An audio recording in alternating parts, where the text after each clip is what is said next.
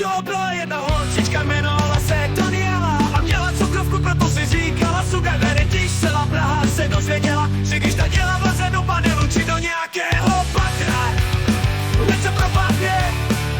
Proto byla donucela jít do lesa a stát se bezdomovkyní. Ale ještě měla jednu záchranu, jeden nový produkt. To Daniel na péči o odstranění tuku zcela, bohužel Daniela je toho tolik nacucaná, že se proti tuku udělalo špatně.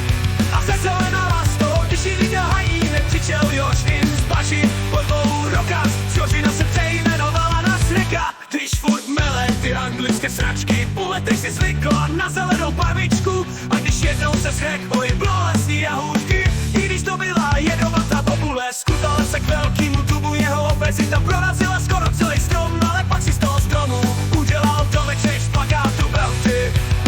Blogerka si udělala postel z vody z její sukně, když její fanoušci zjistili, že se obydlela, nedali prestávačku, bohužel.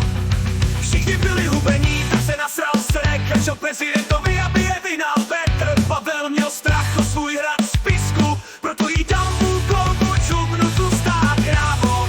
A nebo myslej, že největší krasavici Shrek nechtěl z jeho vlnec ofenzivně, proto přijel jeden novej peci, tak se rozhodnut najít ženu ženu. Hned se jí vybavila nejkrásnější princezna Adela, ale nevěděla, kde bydlí, proto zavolala svýmu nejlepšímu Deboušovi, co není vůbec ofenzivní, protože věděl, že ona bydlí, protože se vychrapal se všemi jejíma.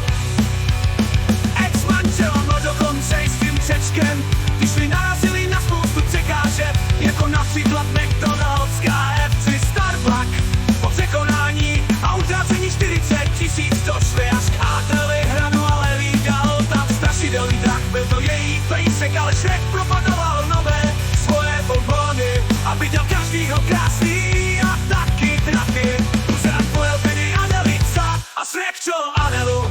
Celý panelák si toho nevšimnul, i když křičela, protože na 3 koní jsou zvyklí SRek.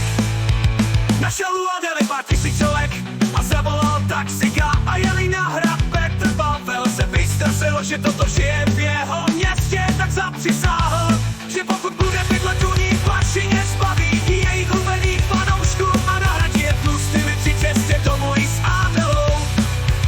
A dobrým kamarádem je přišla policie, jak padají hejce bonbony. A pokuřují travku, tak je zatkli a ve vězení byla svatba s buzerantem a psem, tedy drakem a Shreka a krásné princezni Adely.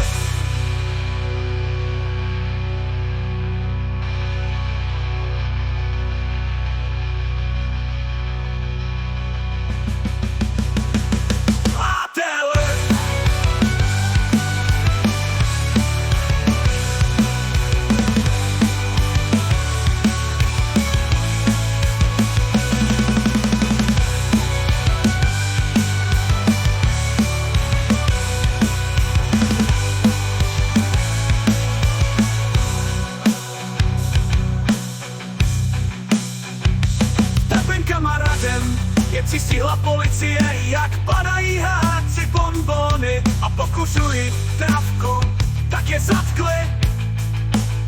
A ve vězení byla svatba s buzerantem a psem, tedy drakem a Shreka.